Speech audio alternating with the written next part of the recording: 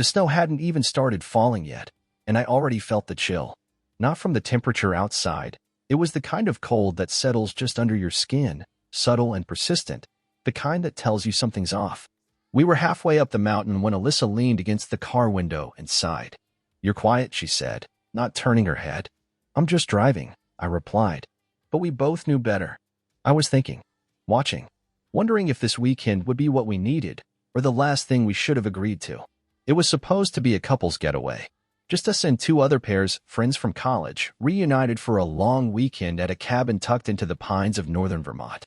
No cell service. No work emails. Just snow, wine, firelight, and people we'd known for years. Or thought we had. Jade was already there when we arrived.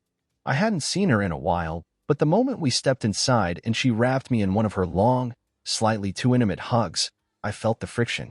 Her perfume, something spicy and a little sweet, lingered longer than it should have. Her lips brushed a little too close to the corner of my mouth. Alyssa didn't notice. Or maybe she did and chose not to say anything. Lately, that was more her style. Jade's eyes locked on mine as I shrugged off my coat. She smirked. Not in a flirtatious way, not entirely. It was something older, deeper. She always had a way of looking at people like she saw the parts of them that didn't want anyone else to see. "You still smell like cedar wood and sarcasm," she said. "Nice to know some things don't change." "Hey," Alyssa cut in, hanging our coats. "Save some compliments for the rest of us." Jade winked. "Oh, I've got plenty to go around." The rest of the crew was gathered in the open-concept living room. Evan and Marissa, the seemingly perfect pair, all fitness gear and matching Patagonia vests, and Rick and Hannah, who were already halfway into a bottle of red and arguing about who left the car charger in Boston. The cabin itself was beautiful. Floor-to-ceiling windows, exposed beams, a stone fireplace that looked like it had stories of its own. It should have felt cozy. But there was a current humming beneath the laughter and small talk. Something I couldn't name yet. Something dangerous. That first night was meant to be a reunion, familiar drinks, old jokes, echoes of the past stirred into our wine glasses. But the atmosphere was charged. Like everyone had brought secrets with them, packed neatly between thermal socks and toothbrushes. I watched Jade that night, her legs curled beneath her on the couch, fingers playing absently with the rim of her wine glass. Her eyes flicked toward me too often, and when they did, I didn't look away fast enough. I told myself it was just her personality, sharp, a little predatory, always on the hunt for someone to disarm. But I felt it. The pull. And then there was Alyssa. She hadn't been herself for months now. The distance between us had grown like ivy quietly, insistently, until we couldn't even see the wall it clung to. She kissed me on the cheek before heading upstairs that first night, but it was mechanical. Like a handshake. Like something you do when others are watching. After she disappeared into the master bedroom, Jade wandered into the kitchen where I was nursing my second beer and pretending to check on the firewood. The moment she stepped in, the room felt smaller. "She's changed, hasn't she?" Jade asked, voice low. She didn't need to say who. I just nodded. She moved closer, her hip brushing against mine as she leaned over to grab another glass. "It's none of my business," she said, though we both knew that wasn't true, "but I've always thought you deserved better." I met her eyes, amber brown and steady, and for a second, I forgot how to breathe. "She's my wife," I said. "I know." She took a sip. "But that doesn't mean she's still the woman you married." And then she left the room, hips swaying just enough to make it obvious that she knew I was watching. That she wanted me to. I stood there alone for a while, the fire crackling in the background, my thoughts louder than they'd been in weeks. That night, the cabin seemed too quiet. Alyssa was asleep before I got upstairs. Her back to me. Her phone lit up the nightstand for a brief second, casting a glow that made her look even farther away. I lay there, staring at the ceiling beams, feeling the weight of Jade's gaze still on me, the warmth of her nearness lingering like heat after a match burns out. I didn't know it then, but that night was the beginning of something I wouldn't be able to stop.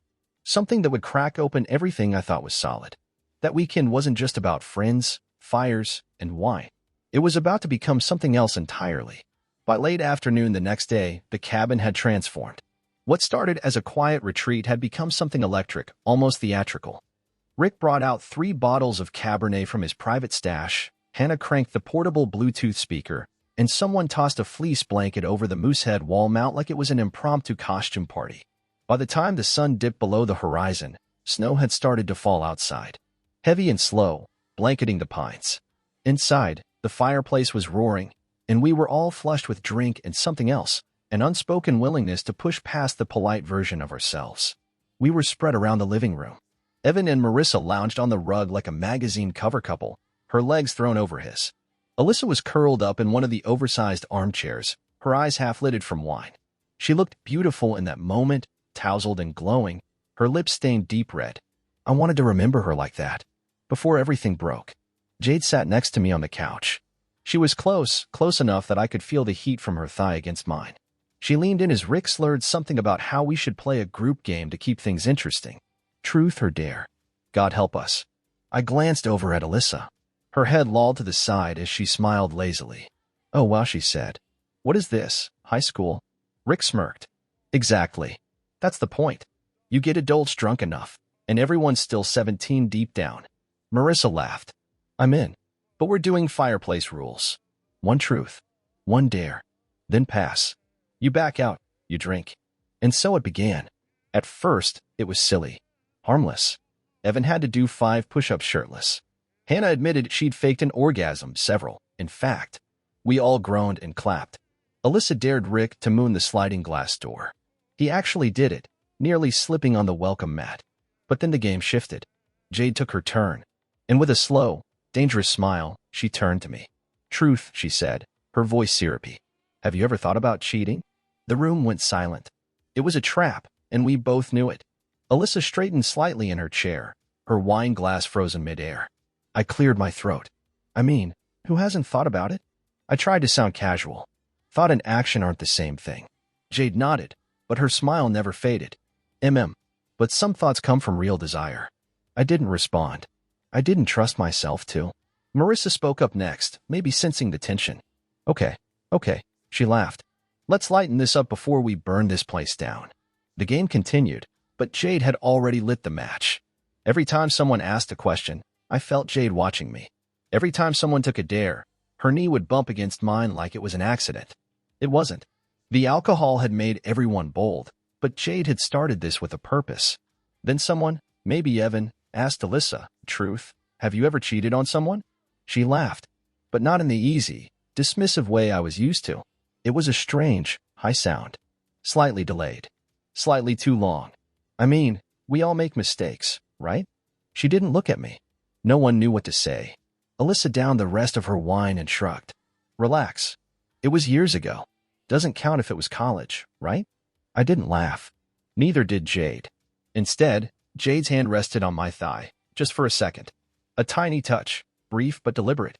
Enough for me to feel the heat rise up my spine. Rick quickly dared Marissa to do her best fake orgasm to shift the mood. It worked. Everyone laughed again, but something had already fractured. That single answer, that one laugh from Alyssa, had crawled under my skin like ice water. Later, after the game ended and the fire died down, people started drifting off to their rooms. I stood in the kitchen, rinsing out glasses, trying to shake the static in my head. Jade appeared behind me, barefoot, wine glass dangling from her fingers. She stood close. Too close. You okay? She asked, voice low. I nodded. Yeah. I just didn't expect her to answer like that. She didn't deny it, either, Jade said softly. You ever wonder what else she's not denying? I turned, and she was right there, less than a breath away. Her body leaned into mine, her perfume wrapping around me like smoke. Don't, I whispered. But my voice wasn't strong. It trembled. Jade's eyes flicked down to my mouth. I haven't even done anything, she said. Not yet. And then she left the room, bare feet padding across the floor. My heart was hammering so loud I swore it would wake the whole house. Upstairs, Alyssa was already in bed, scrolling through her phone with her back to me. You coming to sleep? She mumbled. Yeah, I said, stripping off my shirt. But I didn't sleep. Not for a long time. Because the truth wasn't just in the game. It was in the way Alyssa had laughed. It was in the way Jade had touched me. And it was in the sick, sharp feeling in my gut that told me. Something was already broken. The next morning was quiet in the way a graveyard is quiet, peaceful, sure, but full of things buried just beneath the surface. Snow had coated the world outside in a fresh white sheet, pure and untouched. Inside, though, it felt like everything had been touched, stirred. The air in the cabin held something heavier than it had the day before, something sharp at the edges. I woke to an empty bed. Alyssa's side was cold, her pillow untouched, her robe missing from the hook. I heard her voice downstairs a few minutes later, laughing. That high-pitched, too loud kind of laugh again. The kind I used to mistake for happiness. Now it sounded performative, like she was trying too hard to sound casual. I found her in the kitchen with Marissa and Jade. Alyssa was perched on the counter, sipping coffee and talking about some new Pilates instructor she was obsessed with. Jade noticed me before anyone else did. Her eyes raked me over like she was taking inventory. "Morning, handsome," she said with a crooked smile. Alyssa looked up. "Did you sleep okay?" I just nodded.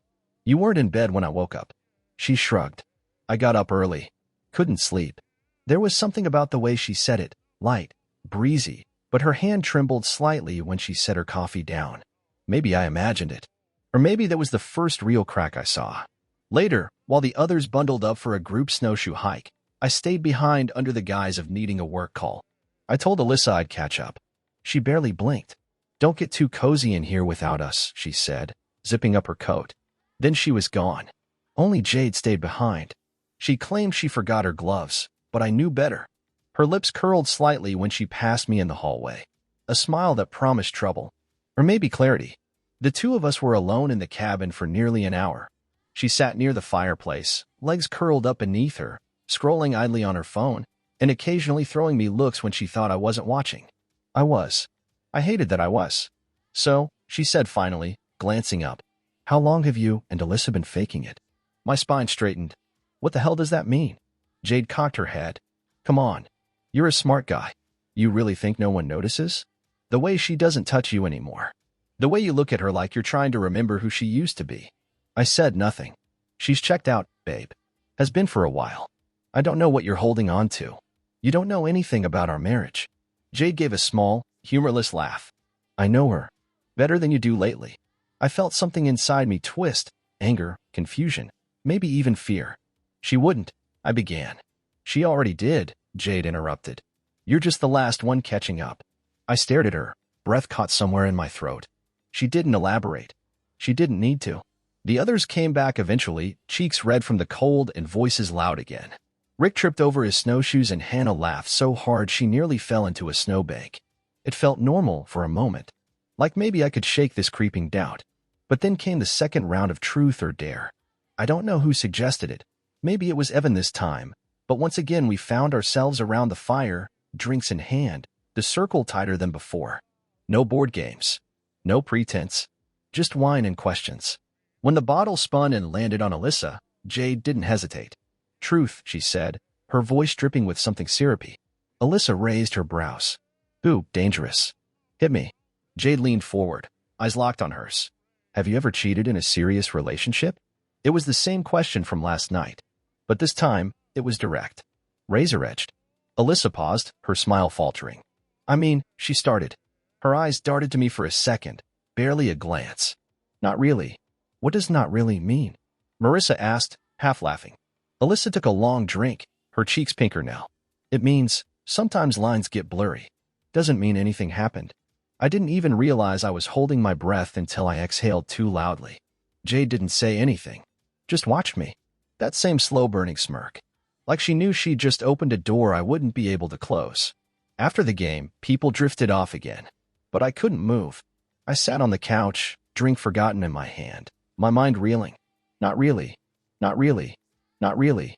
Those two words crawled around in my skull like an echo chamber. I couldn't unhear them. Couldn't unsee the way she avoided my eyes when she said them. Later that night, I lay in bed next to her, both of us pretending to be asleep.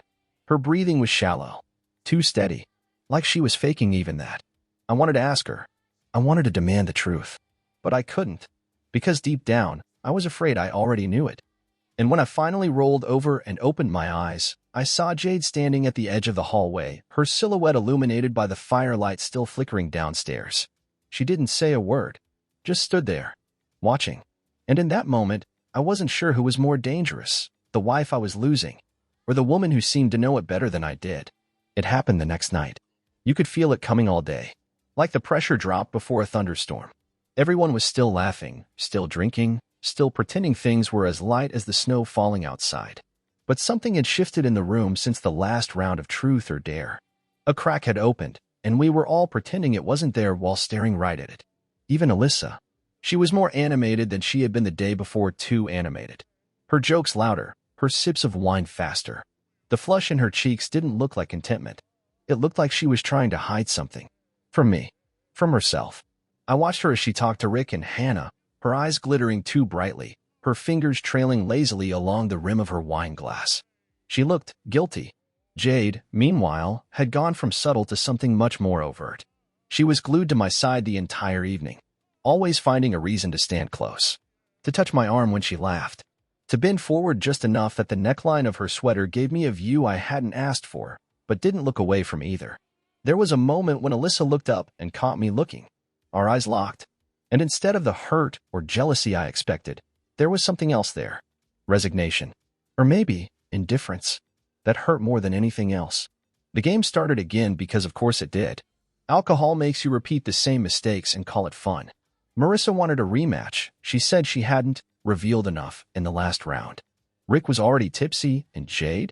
Jade looked like she'd been waiting all day for the excuse.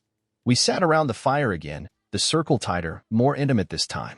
People were stretched out lazily on pillows, draped in fleece blankets, voices low and bodies loose. When the bottle stopped spinning and landed on Jade, she didn't hesitate. "Dare," she said, her voice like silk. Marissa grinned. "Okay, kiss someone. And it can't be someone you've kissed before." Jade's eyes didn't flicker. Not once. She stood. The air in the room shifted. Marissa laughed. Rick leaned forward like he expected Jade to kiss Evan or maybe Marissa herself. Alyssa, across the circle, sat up straighter. But Jade didn't even look at them. She walked. Right. To me. The room seemed to hold its breath. I felt Alyssa's eyes burning into the side of my face, but I couldn't look away from Jade. She stopped in front of me, close enough that I could smell her skin, vanilla, smoke, wine. She reached out, cupped my jaw with one hand. Her fingers were warm, steady. She leaned in slowly, deliberately, giving everyone plenty of time to stop her, to say something, to react. No one did. And then she kissed me. Not a peck. Not a joke. It was a slow, unhurried kiss, mouth soft, lips warm, and full of intention. Her tongue teased just once, barely a taste. Before she pulled away, I still locked on mine. The room was dead silent. Then someone, Evan, I think, let out a nervous chuckle.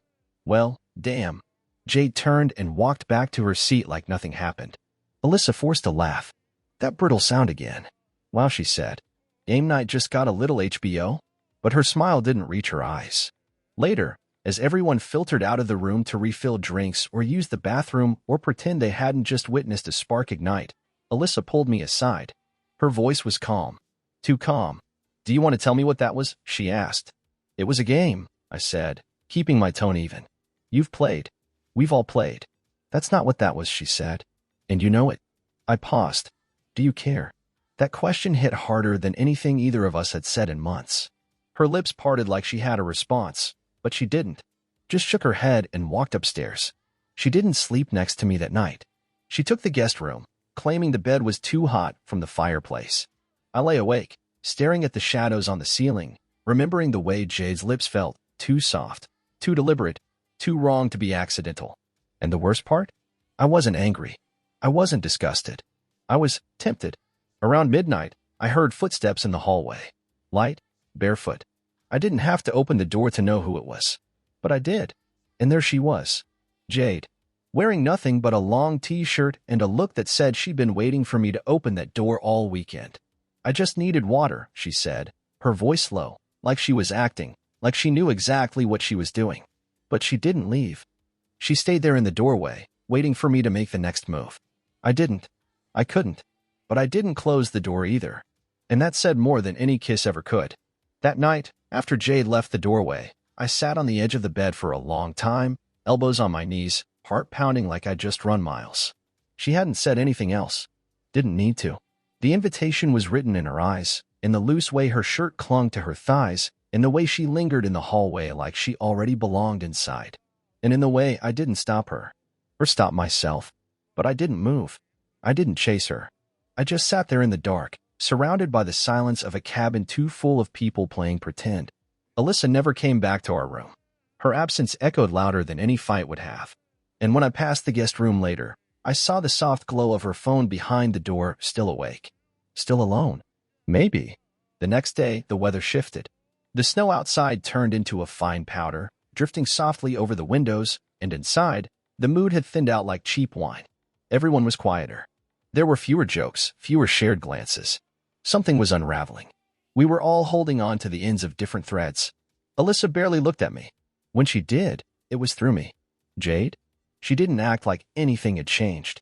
She laughed, flirted, poured coffee like we hadn't kissed in front of a room full of our friends. But there was an edge now. Her eyes were bolder, hungrier. She was circling me in a way I could no longer pretend not to notice or respond to. That evening, Alyssa announced she was going on a midnight hike with Marissa and Evan. "It's not that cold," she said, zipping up her coat. "The trail's packed down. We won't be long." "You sure?" I asked. "It's getting icy." She looked at me then. Really looked. "I can handle a little ice," she said, her mouth twitching just slightly into a half-smile. "Besides, you'll have Jade to keep you company." The door shut behind them before I could say anything else. It was just Jade and me now. The fire crackled in the living room. She'd already poured 2 glasses of wine and curled up on the couch like it was hers. Her legs tucked beneath her, sweater slipping off one shoulder. No TV. No music. Just the firelight and the soft hum of something coiled tightly between us. "You know," she said, swirling her wine, "you're not very good at pretending." I raised an eyebrow. "Pretending what?" "That you're not curious." I sat down across from her. "Curious is dangerous." "Maybe," she said, setting her glass down. "But denying yourself something real, that's worse." She didn't move toward me. Not yet. Just watched. "You kissed me," I said, voice low. "In front of everyone. You didn't stop me." I looked into the fire. The flames danced like they knew secrets they weren't going to share. "She's cheating on you, you know," Jade added after a long pause. "You feel it, don't you?" I didn't answer. She rose from the couch and crossed the room slowly, each step deliberate. She sat beside me this time. Close. Our thighs touched. "I didn't want to be the one to tell you," she whispered. "But I've known for a while. There's a guy at her office, Trent. Some junior designer. She told me about him once when she was drunk. Laughed about how easy he was." I clenched my jaw. "Why would she tell you that?" "Because she doesn't respect you," Jade said, calm and cruel and devastatingly honest. "But I do." That broke something in me. A dam I'd been holding for too long. My heart thudded against my ribs like it wanted to get out. "I shouldn't want this," I murmured. "But you do." And then she kissed me again. It wasn't like before. This time, there was no audience. No game. Just firelight, pain, and years of unmet need pouring out between our lips. Her hand slid into my hair, pulled me in deeper. My fingers found the edge of her sweater, slipping underneath to touch bare skin, soft, warm, inviting. I pulled away for a moment, breathless. This is wrong. Her eyes searched mine. No, this is honest. And she was right. For the first time in a long, long time, I wasn't pretending. I kissed her again, harder this time. She climbed into my lap, straddling me, her thighs tight around my hips. My hands roamed, her waist, her back, the soft curve of her ass. She gasped into my mouth when I found the underside of her shirt and pushed it higher. I felt her nipples brush against my chest through the fabric, hard and eager. She wasn't wearing a bra. The heat from the fire wasn't enough. I needed more. We sank into the couch, mouths tangled, hips grinding. She pulled her shirt off slowly, letting it fall to the floor. Her body glowed in the firelight, skin flushed, lips parted, eyes burning. I ran my hands down her ribs, across her stomach, until I reached the waistband of her leggings. She leaned in and whispered, "Let me show you what it feels like to be wanted." I didn't stop her. She undressed me slowly, reverently, like it meant something. And maybe it did. When I finally entered her, it wasn't rushed. It wasn't angry. It was release. Connection. A moment that should have felt like betrayal, but instead felt like truth. We moved together on the couch, slow at first, finding rhythm, learning each other's pace. Her moans were quiet, urgent, breathy against my ear. Our bodies slick with sweat and wine and something we couldn't name. And when we finished, her nails digging into my back, her body trembling against mine, we stayed there. Tangled. Exposed. The fire had burned down to glowing coals. The room was dim. The world was still. And I couldn't remember the last time I felt this. Alive. We didn't speak right away. She rested her head on my chest, fingers tracing lazy patterns across my ribs. "They'll be back soon," she said softly. I nodded. And we both knew. This changed everything. The door stayed open. I didn't invite her in. But I didn't send her away either. Jade stood there, silhouetted in the hallway glow. Her shirt hung just long enough to be decent, just short enough to drive my mind into dangerous places. Her hair was messy, her lips still faintly stained with red wine. But her eyes, those burned. Hungry. Knowing. I shouldn't be here, she whispered. I know, I said. But I didn't move. We just stood there, the air between us thick with everything unsaid. The fire downstairs still hissed faintly. From the other rooms, nothing, just the house breathing, the mountain wind pushing against the windows. She took one step forward. I meant what I said, last night. I swallowed. You said a lot of things. Her eyes softened, if only a little. I've always known she didn't deserve you. Stop, I said, finally stepping back. Just a foot. Enough to try to reclaim some ground. You don't know what you're doing. Jade laughed gently, but it wasn't mean. It was tired. I do. I've known for a while. I just didn't say it.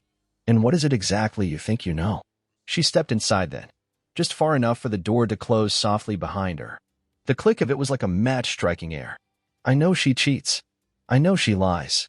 I know you're holding on to something that hasn't loved you back in a long time. My chest tightened. Get out. But she didn't. Instead, she walked right up to me, slow and unafraid.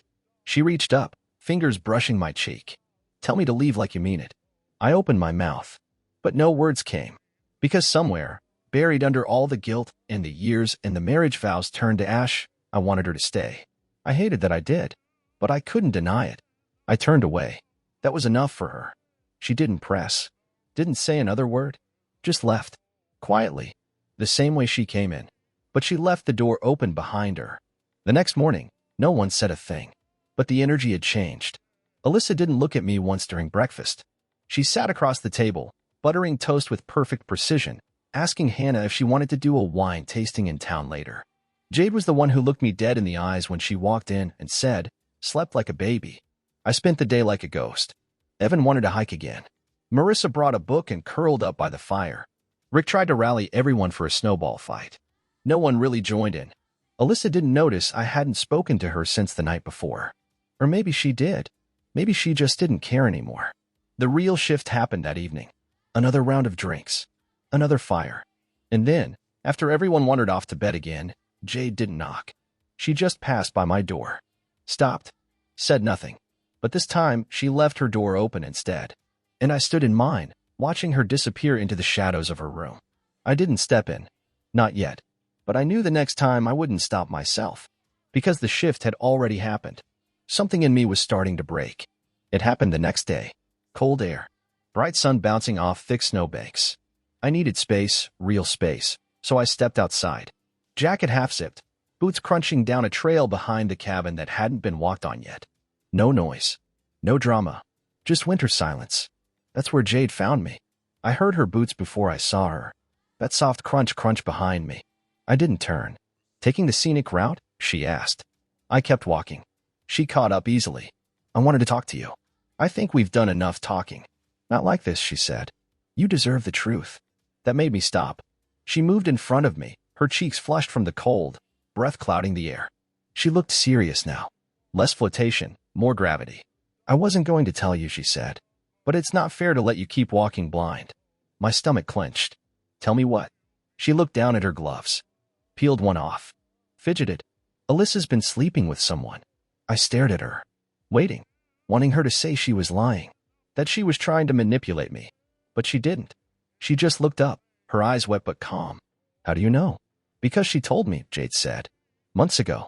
She cried about it one night. Said it was a mistake. But then, she did it again. With someone at her office. I felt the blood drain from my face. She said she felt alive again, Jade continued, her voice quieter. Said the marriage felt too heavy. Too routine. And I told her she was being selfish. But she said she didn't care. I turned, stepping away, fist clenched. The snow around my boots was pristine. Untouched. Like everything I thought I had. You should have told me, I whispered. I wanted to, she said. But part of me wanted to see what you'd do. If you'd feel what I felt, watching you love someone who doesn't see you. I faced her again. So you waited. Just watched. Let it rot. I'm sorry, she said. I didn't know what else to do. I laughed bitterly. You kissed me in front of her. She needed to see what it felt like. We stood there, silence between us like a frozen lake. If we said one more thing, it might crack. Finally, I asked, "Did you enjoy it? Watching me crumble?" "No," she said, "but I wanted you to wake up." I shook my head. "You're not innocent in this." "Neither are you," she said, stepping closer. "You want to know when you started losing her?" "When?" "When you stopped letting her see you," she whispered. "The real you. Not the version you built for the world. Maybe I never knew how." "Well," she said, "you do now."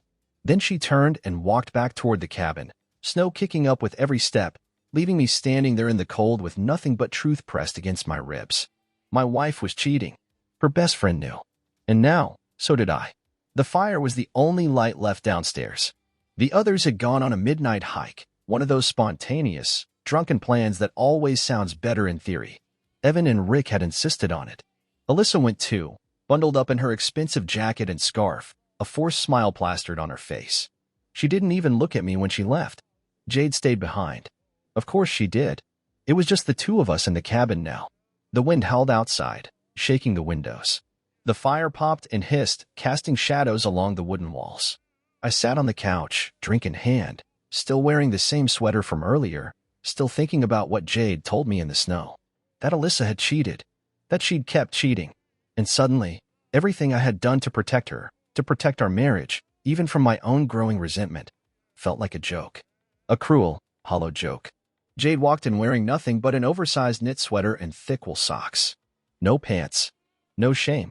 Her hair was still damp from her shower, loose and tousled, her skin flushed from the heat of the fire, or maybe the wine. "You didn't go," I said.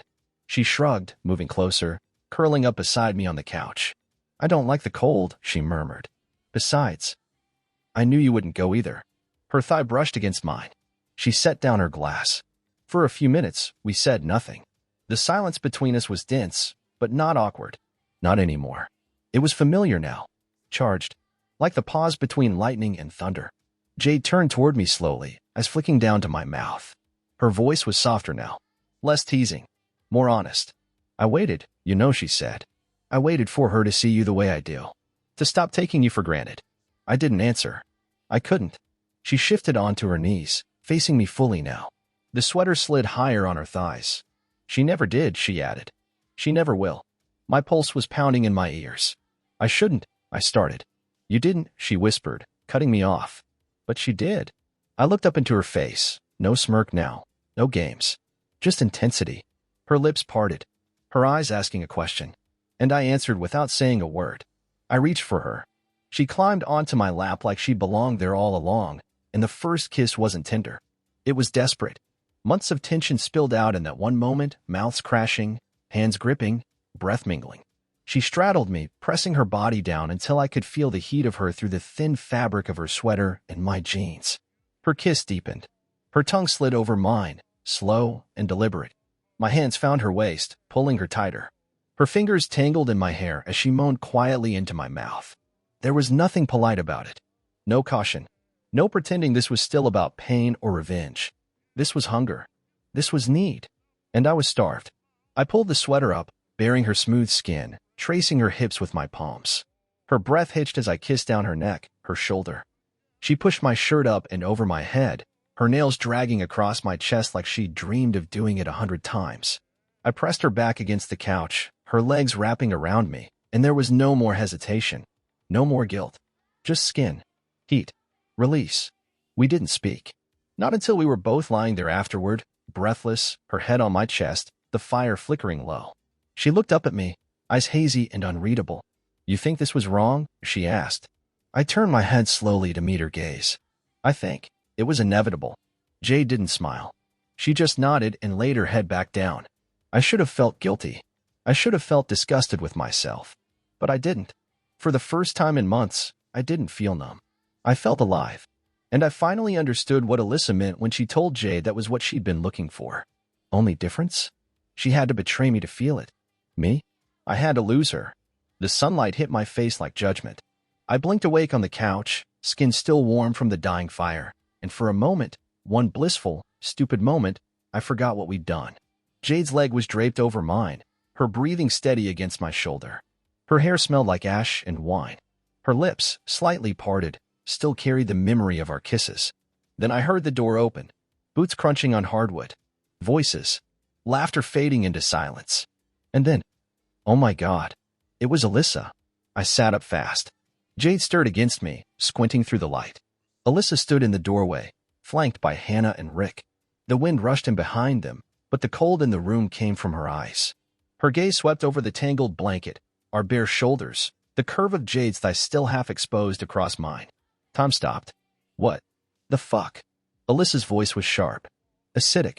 Jade sat up calmly, brushing hair from her face. Good morning, she said softly, like she was greeting a guest at brunch. Alyssa's face turned red, then pale, then red again. You, she pointed at Jade. You're my best friend. Jade shrugged. Were. Emphasis on the past tense. I stood, pulling a blanket around my waist. Alyssa. Don't, she snapped. Do not say my name. Don't even speak to me right now. Rick stepped back toward the door, muttering something about needing air. Hannah followed without a word.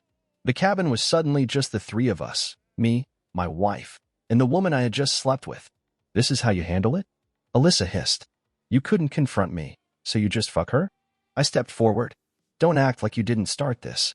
I know. I know about the guy at your office. Jade told me everything. Alyssa's mouth opened slightly. Her eyes darted to Jade. You bitch. Jade stood now, calmly pulling her sweater down over her thighs. Don't you dare make me the villain in a story you created. You're the one who crawled into my marriage. You left your marriage behind, Jade snapped. You left him. You made him feel like a stranger in his own home. You don't know what we've been through. I know he deserved better than a woman who keeps her love behind a lock screen. Alyssa's jaw clenched, but the anger faded. Just for a second, I saw something flicker behind her eyes. Guilt. Grief. Maybe the truth finally landing. I took a step closer. Why didn't you just tell me, Alyssa? I didn't want to hurt you, she whispered. I didn't want to blow up our life. So you cheated instead, I said bitterly. That makes it easier? I didn't mean for it to happen, she said. It was just. I felt alive, and I hadn't felt that way in years. I exhaled through my nose, nodding slowly. Yeah, Jade said the same thing. About me. Last night. She looked away, her shoulders slumping. You've already made your choice, Jade said. You just didn't want to live with the consequences. So we made it for you. Alyssa laughed bitterly. So what? You two are together now? I didn't answer. Because I didn't know. Jade didn't say anything either. And in that silence, Alyssa snapped. She grabbed her coat from the rack, yanked it on without zipping it, and stormed out the front door, slamming it so hard the windows rattled. Just like that, 18 years of history, shredded by a doorframe. The silence that followed felt endless. Jade sat back on the couch, pulling the blanket over her lap. You okay? She asked. I rubbed my temples. No. She nodded. Good. Means you're still human. Rick and Hannah didn't come back for hours. When they didn't ask questions. Evan and Marissa packed and left that afternoon, their goodbyes short, as avoiding mine. The group had broken. The cabin, once warm and vibrant, now felt like a crime scene. Every room whispered a different regret. Every footprint in the snow outside was a path away from who we were. Only Jade stayed. That night, we didn't sleep together. We didn't touch. She poured us each a glass of whiskey and sat next to me on the floor in front of the fire, staring into the flames. We broke something, I said. Jade nodded. Sometimes things need to break. Otherwise, they never change. But what now? She looked at me, I soft. Now? You decide if what's left is worth saving. I didn't answer. Because I still didn't know. All I knew was this. I wasn't who I had been when I walked into this cabin. And neither was Alyssa. Neither was Jade. The fallout was here. And we were all still standing in the ash. The cabin felt empty, even though we weren't the only ones left. The others had cleared out by mid-morning. Evan and Marissa left first, with that practiced silence of people too polite to say what they were really thinking. Rick and Hannah followed soon after, Rick giving me a short, firm pat on the shoulder, like he was sending condolences at a funeral. They all left before Alyssa came back for her things. She didn't knock. She didn't speak. She just came in, kept her eyes low, and filled her suitcase while Jade and I sat in the living room like strangers in someone else's house. When Alyssa walked out the door for the last time, she paused only once at the threshold. Her hand on the knob. Her back to us. You broke it too, she said without turning. And then she was gone.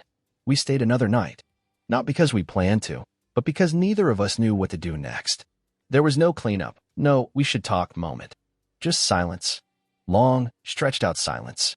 Jade made tea in the kitchen while I sat on the deck, watching snow drift down like ash from a dying fire. When she came out, she handed me a mug and sat beside me. "Still feel alive?" she asked. I stared at the trees. "Not exactly." She nodded. "No one tells you how empty it feels after you finally do the thing you've been burning to do." I let out a breath. "Do you regret it?" "No," she said immediately. "Do you?" I thought about lying, about pretending it was just heat, just revenge. But I shook my head. "No." We sat like that for a while, steam curling from our mugs, cold air on our cheeks. "I used to watch you too," Jade said finally. "Back when you first got married. The way you looked at her. Like she was the sun. Like she was everything." "She was." Jade nodded. "But people change. And sometimes they forget to take you with them." I glanced at her. "And you? What were you to us back then?" "The third wheel," she said with a small smile. "The messy one. The single one. The fun friend. But I always saw things. Little cracks. The way she rolled her eyes when you talked too long about work. The way you'd go quiet when she left the room. I didn't think anyone noticed." "I noticed everything," she said. Her voice was soft, not proud, just honest. "And I noticed something else," she added. "You tried. You really fucking tried." She didn't. She wanted the fantasy. The version of marriage that doesn't need maintenance. But that's not love. That's delusion. I leaned back in the chair, my bones heavy. "So what is this now?" "You and me." Jade looked up at the sky. "Right now? It's two people sitting in the wreckage, trying to breathe. That's not very romantic." She smirked. "Romance is for people who haven't been gutted yet." I laughed, and for a moment, the air lightened. Just a little. Later that night, we built one last fire. The cabin was too quiet, the wood crackling the only sound. I sat on the rug, nursing a drink. Jade pulled a blanket around both of us, her leg resting lightly against mine. Neither of us made a move. Maybe we were afraid if we touched each other again, something would break that couldn't be put back together. "I was in love with you once," she said suddenly. "Before you married her." I turned to her. "I never told you because it wasn't mine to say. You were happy. You looked at her like the world didn't exist. And I hated her for that.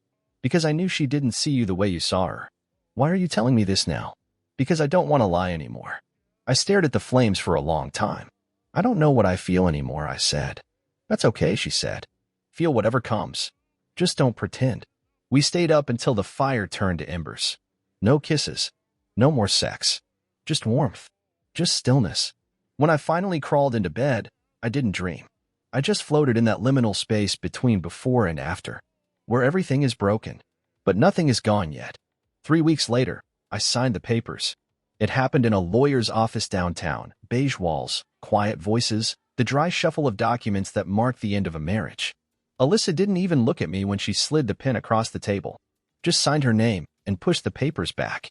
"Hope you're happy now," she said without emotion. I didn't respond. There was nothing left to say. Outside, the city bustled with indifference. Life moved on. It always does, even when you don't want it to. I walked the sidewalks like a ghost, unsure whether I felt free or just hollow. The weight of what we lost was real. 18 years, gone in a few strokes of ink and a few careless decisions. And Jade? She didn't reach out. Not right away. After we left the cabin, we said goodbye in the parking lot of a gas station just before the interstate. She kissed me on the cheek, nothing more, then whispered, "Take your time. Don't rush to replace one lie with another." Then she was gone. I didn't text her. Didn't chase. I didn't even know what we were. I just knew I needed time to feel what was real and what was just the wreckage. That time came a week after the divorce was finalized. It was a Tuesday. Cloudy. I sat in a coffee shop across town, sipping something bitter I didn't really like. I was just existing. And then she walked in. Jade. No makeup. Hair pulled up. A soft green coat that matched her eyes. She spotted me instantly, like she knew I'd be there. She sat down across from me, her expression unreadable. "Hey," I said. "Hey." Silence. Then, "I didn't know if you'd come," I said. "I didn't know if I should." More silence. "I'm not who I was," I finally said. "I hope not," she replied. That guy needed to break. I let out a breath I didn't realize I'd been holding. "I'm not looking for another escape," I said. "Or a rebound. Or someone to make me feel better about all the shit I didn't see." "I'm not offering that," she said. "I'm offering honesty. No games. No pretending. Just us." I looked at her. Really looked. This wasn't the flirtatious Jade from the cabin. This wasn't Alyssa's shadow, her rival, her foil. This was someone who saw me, who wanted me, not the version I'd been pretending to be to keep my marriage afloat. She reached out, slid her fingers across the table, and rested them on mine. I've waited a long time to not be a secret, she said. Or a mistake. Or a way to make someone else jealous. I just want to be real with you. If that's what you want too. I turned my hand over and laced our fingers together. I don't know what happens next, I said. But I'm tired of lies. And I'm tired of settling. She nodded. Then let's not settle. We sat there for a long time. Not making plans. Not rushing toward anything. Just breathing. Together. The dare was never the problem. It was the truth that scared us both.